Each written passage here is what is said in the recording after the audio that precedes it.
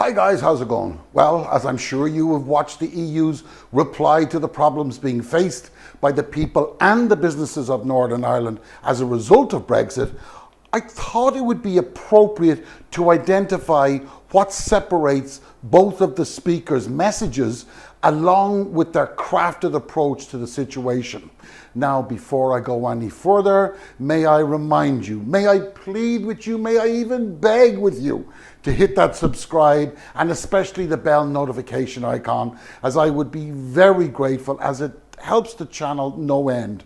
And in actual fact, hopefully some of you listening right now could be one of the 150 new subscribers that joined just yesterday, which, by the way, thanks to all of you, is a record for the channel.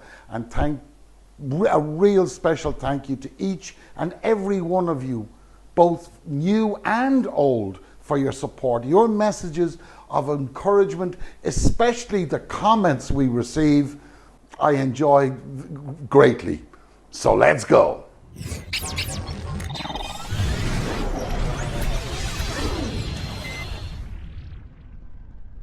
Now, Šefčovič can now claim with some authority that he has brought the UK and the north of Ireland even closer together than anyone could have wished for. Like, he literally has torn down the main obstacles to trade by basically dynamiting tried and trusted EU systems that have been honed over generations to protect EU member states. Now, in Frost's speech, he never made it clear exactly what he wanted until he was pressed on it, okay? And let's face it, he said he wanted free market access and did not want to be subject to the regs and rules and laws, for that matter, of the market into which he wants the UK to sell into, which is just ridiculous. This must mean that it is the UK's intention to press for the protocol as laid out in the Japanese-style trade agreement. Now, this will be made to sound reasonable, but there are significant problems with that scenario, and Frost knows it, as does every single international arbitrator from every country in the world. You see, the World Trade Organization have a body called the DSB, which is the Dispute Resolution Board. It's their job to sort the crap out. The problem with this is that their findings are not binding and are appealed to what's known as the appellate body. And that's made up of 7 people who have legal experience in international trade. And their decision is basically final. And it's also then enforceable. So far so good, as you may think. But now I want you to guess how many of those 7 positions remain vacant. Those 7 judges that remain vacant, that have the authority to enforce the rules. You know how many are vacant? All of them. And with little chance of such persons being appointed anytime soon, the WTO has already lost its entire set of top and bottom teeth and is resigned basically to chewing gummy bears. Okay? Now, in my honest opinion, there was one significant difference between the speeches yesterday and on Tuesday. Frost's speech lacked detail and contained irrelevant, stupid references to the relationship or special relationship of Portugal and the UK, as well as some obscure reference to authors from centuries ago. Whereas Šefčovič's contained detail of exactly what it was they were trying to achieve, and more importantly, the solution pathways they were adopting. He referred solely to how the EU proposals addressed specific issues raised by the UK in the command document, along with giving examples of the benefits of how each adjustment to the protocol would positively affect the economics in the north of Ireland. But more importantly was how Šefčovič referred on several occasions to the people that he had met, the groups that he had engaged with, and their clear message to him was, quite simply, we want certainty for the future, because without it, who in their right bloody mind would invest in the Northern Ireland when they don't even know what's going to happen next week, let alone what's going to happen next year? And it makes perfect sense. He took their message seriously and he took them to heart, in my opinion, and must have worked extremely hard to get the big players within the EU on his side, especially the French, who've been subjected to so much ridicule from the UK's mainstream media and the likes of Nigel Farage. In short, Šefčovič stepped up to the plate, okay? He accepted his responsibility to provide a solution that works for everybody. In contrast, however, Frost issued demands. He basically was issuing ultimatums and did not on a single occasion promote, infer, or provide any suggestion that dictated anything other than what Johnson tried to achieve through the Internal Market Bill. Okay? Now, which, by the way, you need reminding, was the reason over which Jonathan Jones, who you may remember was the head of the UK's legal department, took it upon himself to resign amid the events that led up to Boris Johnson's plans to undermine the internationally binding Brexit deal that he and Frost had struck in October 2019. Now, importantly, the revelation yesterday evening, or this morning, I'm not quite sure when, that Dominic Cummings had announced that it was always the intention of Boris to use the get Brexit done crap in order to secure a whopping majority, but with the express intention to renege on the deal shortly afterwards, has now raised its head. And his tweet read as follows: "So we wriggled through with the best option we could and intended to ditch the bits we didn't like after whacking Corbyn." Which is, let's face it, what's happened. Now, if he has copies of texts to substantiate such a claim, it could be the nail in both Frost and Johnson's political coffins.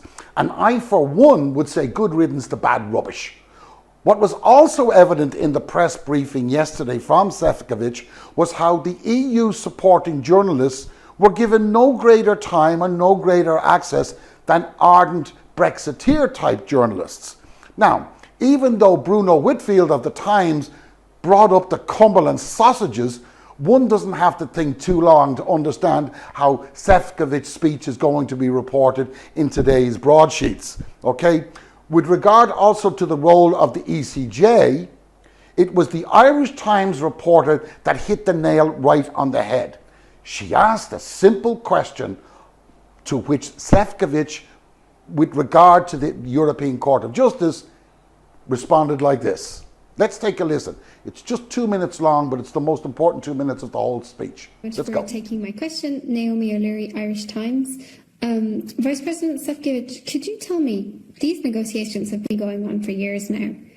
What was the date on which, or the time, when you first heard the words European Court of Justice mentioned as a problem in regards to the protocol? Can you remember? Thanks very much.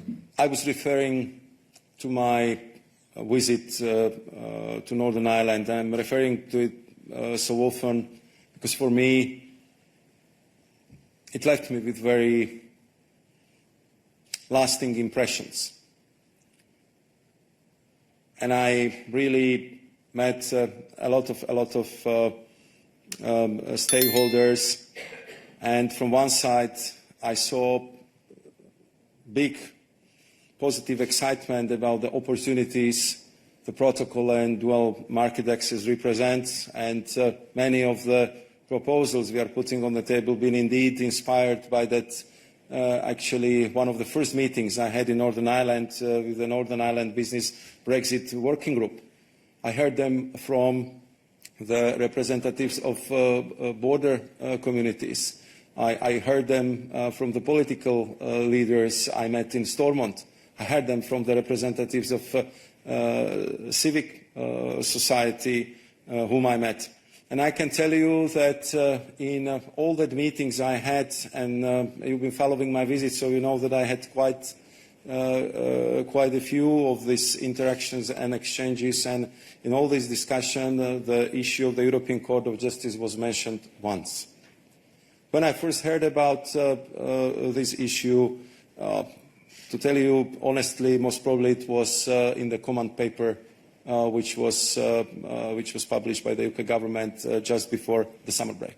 Now, one can see clearly that Šefčovič was trying to avoid saying anything inflammatory, which, as it turned out, he would have had every right to do, because as we've seen by the complete dismissal by Frost and Johnson's main ally in this catastrophe, Jeffrey Donaldson, of the proposals from the EU.